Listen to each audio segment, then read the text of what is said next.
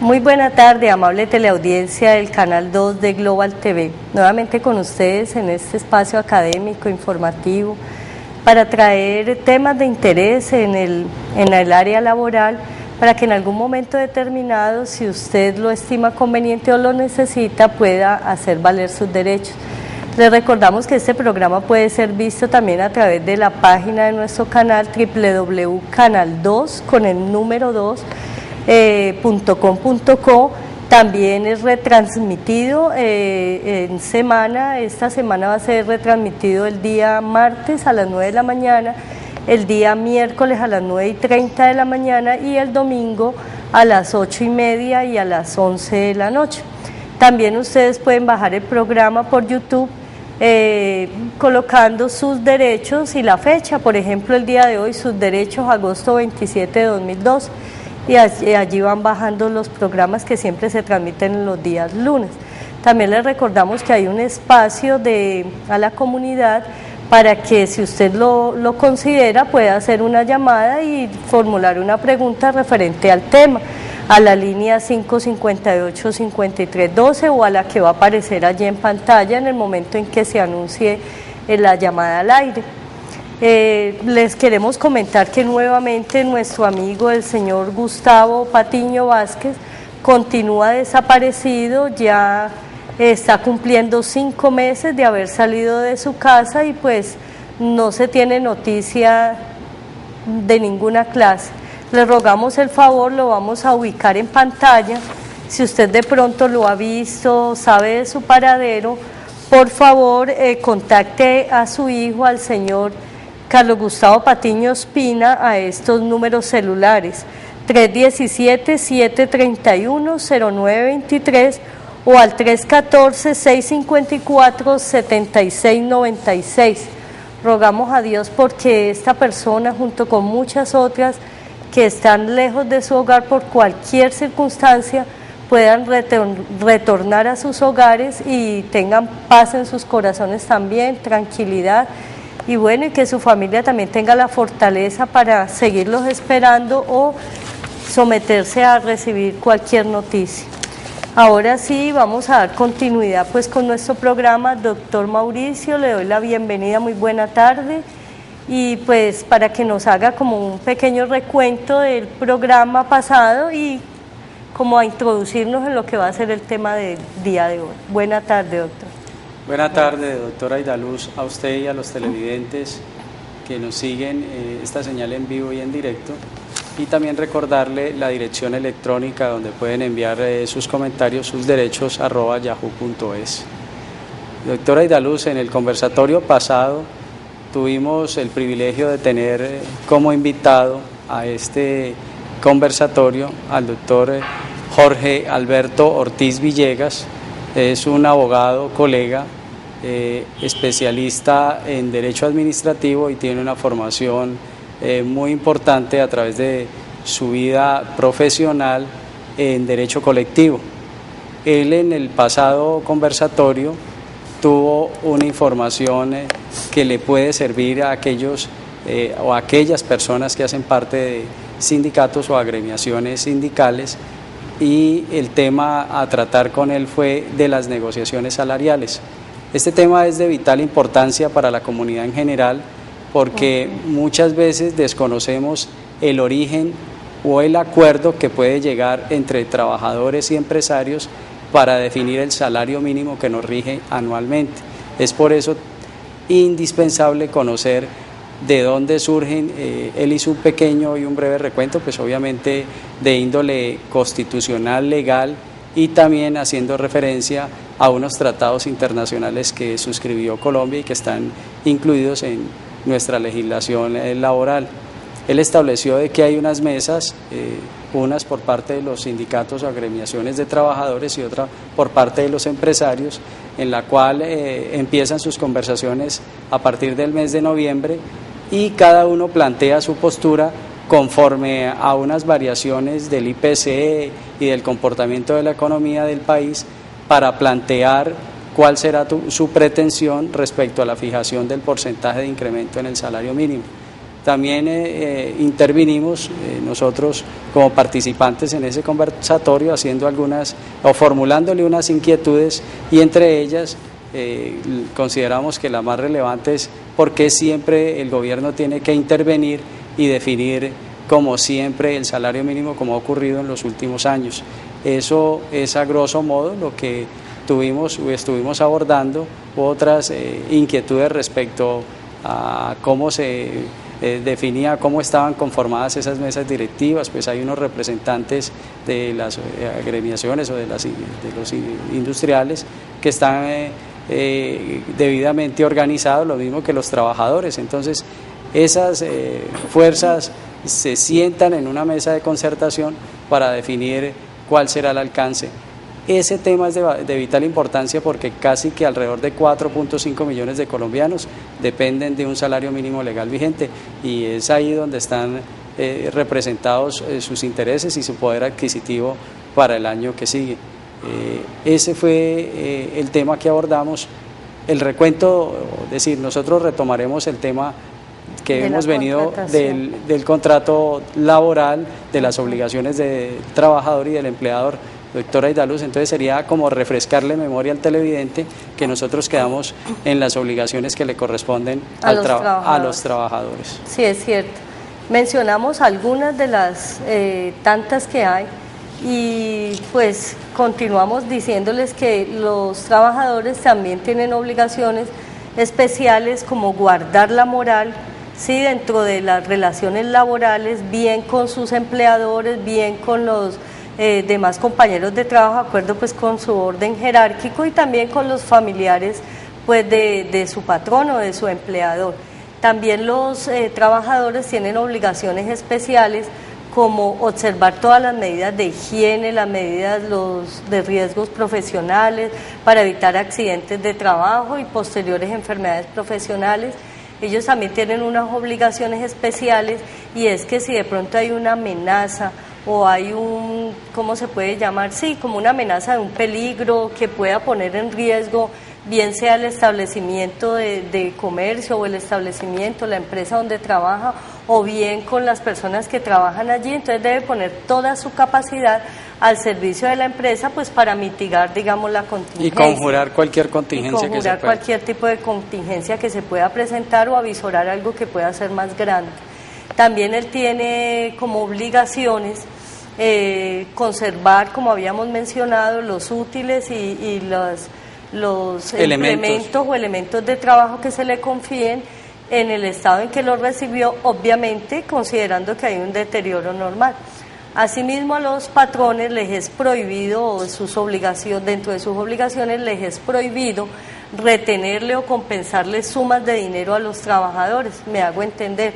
Si yo, por ejemplo, le voy a hacer un préstamo de dinero a mi trabajador, debe mediar un consentimiento de él. Entonces yo, como patrono, o el Departamento de Recursos Humanos en su defecto, pues deberá suscribir como una especie de acuerdo, un acta de autorización donde mencione que el trabajador está de acuerdo en que de la suma de dinero que le prestaron, sin que afecte pues un mínimo vital, entonces va a pagar o autoriza para que se le descuente, digamos, quincenalmente o mensualmente de su nómina, dependiendo pues de los periodos en que él percibe sus salarios, que él autoriza para que le descuenten y él vaya pagando ese préstamo. Me surge, doctora, una inquietud, y sería buena que usted se la aclare a los televidentes.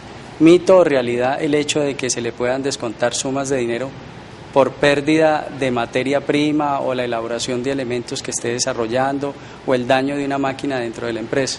No se le puede descontar porque el empleador es el responsable, ¿sí? Pero si se comprueba que hubo dolo, o sea, que hay intencionalidad, que hay testigos que dijeron, no, es que él llegó y le produjo un corto, ¿sí?, o cortó los cables de la máquina o del computador, o hizo un uso inadecuado. Hizo un uso inadecuado a propósito y hasta lo llegó a manifestar porque tenía un resentimiento o cualquier otra situación que lo impulsó. En esos casos sí se le podría, pues se lo llamaría obviamente a descargos, ¿no? y para que él responda a una serie de no preguntas vulnerarle el debido para proceso. no vulnerarle su derecho al debido proceso, que es un derecho constitucional. Entonces será llamado también con un testigo por parte de los trabajadores y el empleador, que será representado si hay un departamento de recursos humanos por este y de pronto otro testigo por la empresa. También el trabajador por ese debido proceso tiene derecho a tener un testigo. Pero entonces no le está, o sea, hay que aclararnos, o sea, no es obligación del empleador o no les dado, más bien dicho, no les dado retenerle esa suma de dinero por esos perjuicios, salvo que haya prueba pues sumaria de que este personaje, este trabajador, lo hizo a propósito, con intencionalidad. Tampoco le es propio al empleador o le es permitido que él obligue a este trabajador a que consuma las mercancías o a que consuma los productos solamente en el establecimiento de él, o que puede ser donde la persona trabaja o que puede ser otro establecimiento que él tiene. No podría obligar, o sea, eso está establecido así en el Código Sustantivo del Trabajo, no lo puede obligar. A manera de ejemplo, una persona que trabaja en un almacén de cadena sí, no podrá estar obligado a tener que comprar prendas o alimentos. O los víveres, o el grano, los abarrotes. O algo necesario, ¿no? No, él podrá trabajar para XYZ, ir a comprar a la competencia. A la competencia, porque eso es propio de su voluntad. Tampoco podrá el empleador coartar el derecho de asociación de un trabajador. Si se está gestando un sindicato o hay ya un sindicato dentro de la empresa, por ejemplo, y el trabajador quiere asociarse a ese sindicato, pues le es prohibido al empleador, bajo amenazas pues de que lo voy a despedir, que usted se va a quedar sin empleo, que no le voy a dar una carta de recomendación cuando usted salga de acá. No, porque es un derecho que es constitucional, que es el derecho de la asociación. Entonces no le es permitido al empleador pues coartarle ese derecho. También le es prohibido al empleador ¿cómo le podríamos llamar? Como que lo coarten su derecho al voto. Sí, que el día que hay elecciones, por ejemplo, él está en la obligación de darle el permiso pues para que él salga y ejerza democráticamente su derecho. Exacto, pero como las votaciones casi siempre son los días domingos, entonces sería como para el personal de seguridad, personas que sí tienen que elaborar los días domingos.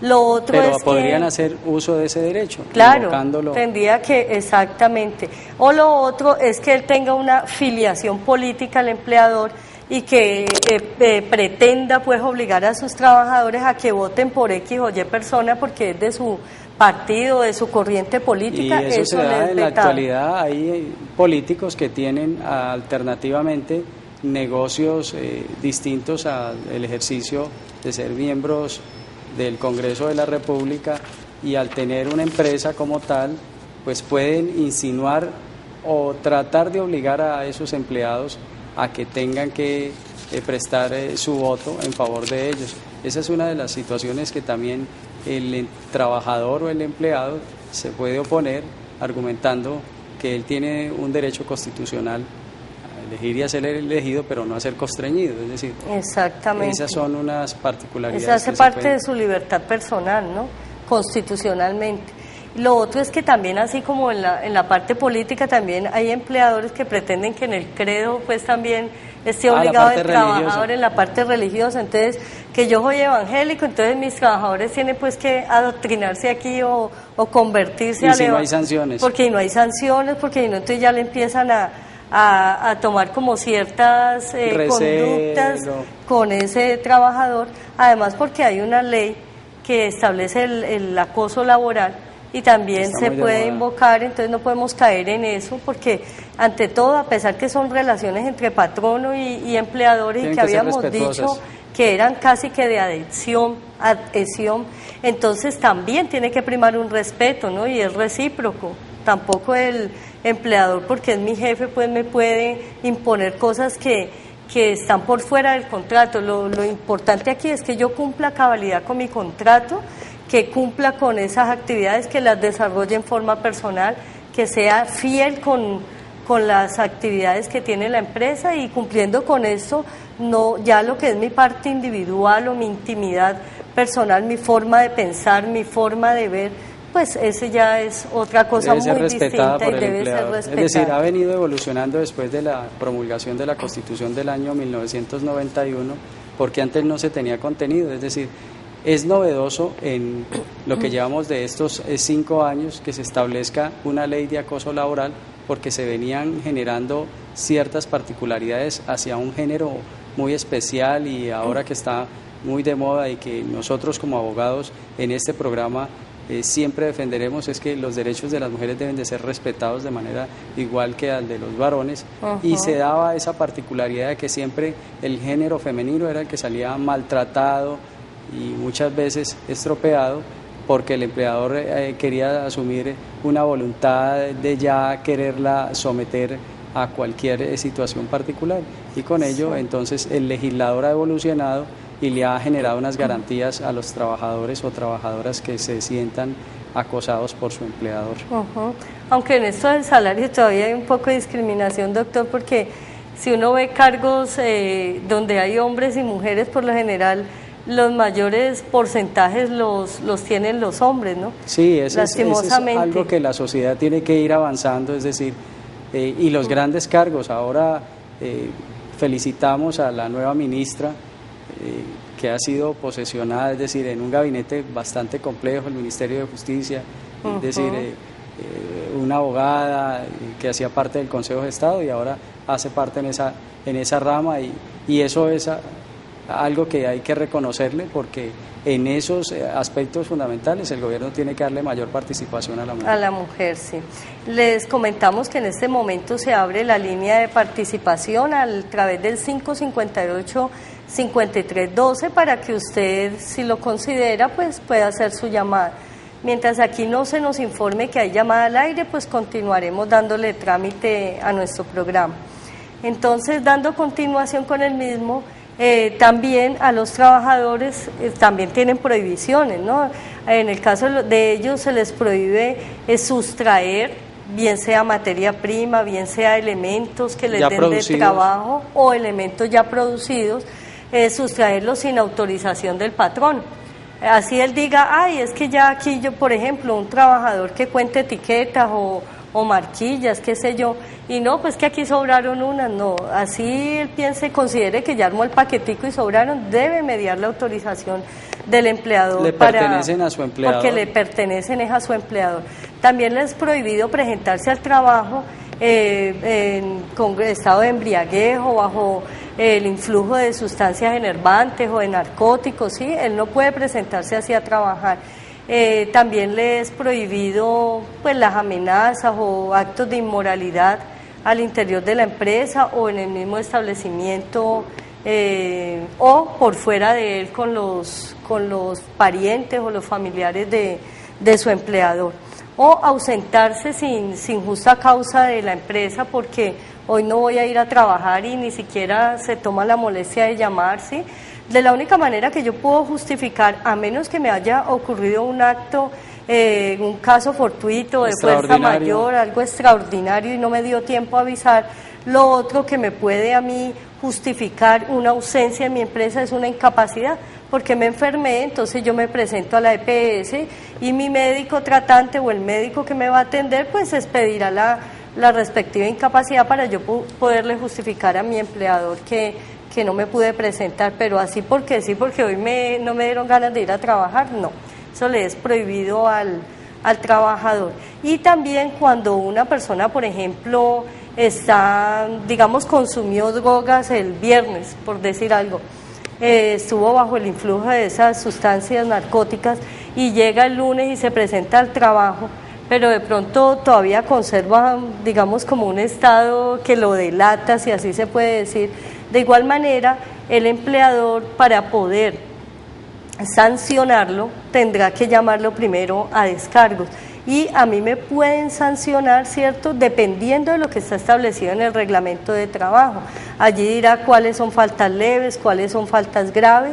Si la empresa, por ejemplo, no tuviese un reglamento, aunque esto le es exigible dependiendo pues de cierto número de trabajadores, deberá atemperarse a lo que establece el Código Sustantivo del Trabajo. Pero si en mi reglamento dice que una persona que por primera vez falta a la empresa sin justificación, le da para una sanción de tanto en esos casos o una multa. En esos casos el empleador sí podrá retenerle de su salario como multa por haber faltado. ¿Por qué? Porque eso está dentro del reglamento.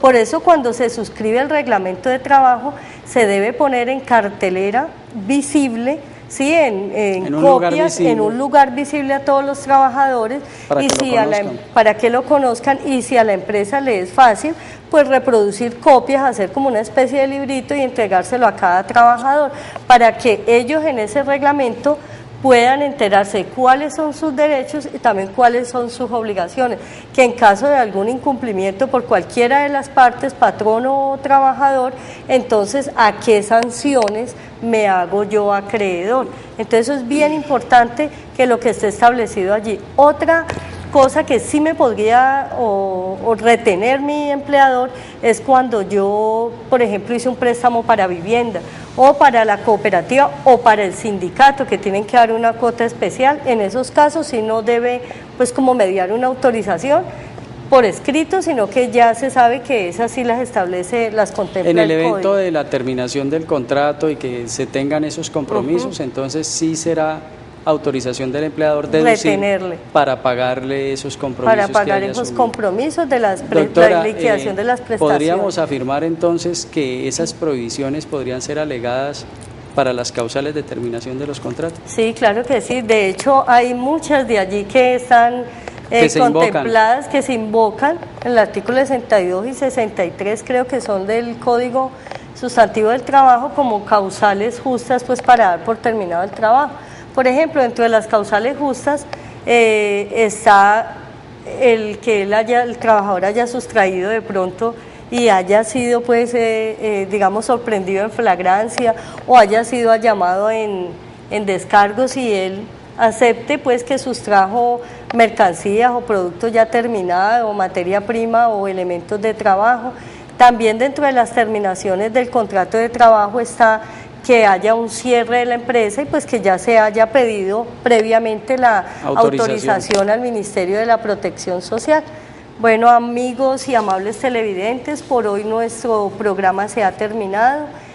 Daremos continuación en este tema del derecho laboral, si Dios nos lo permite, el próximo lunes, y esperamos seguir contando con su audiencia. Recibimos todas las sugerencias que ustedes quieren que traigamos un tema especial, en específico, que alguien quiere, digamos, como ser invitado porque puede aportarnos algo que sea de vital importancia, pues nosotros estamos aquí abiertos a recibir todo ese tipo pues de comentarios, de sugerencias, de apoyo, de ayuda, porque pues la idea es que el programa se sostenga.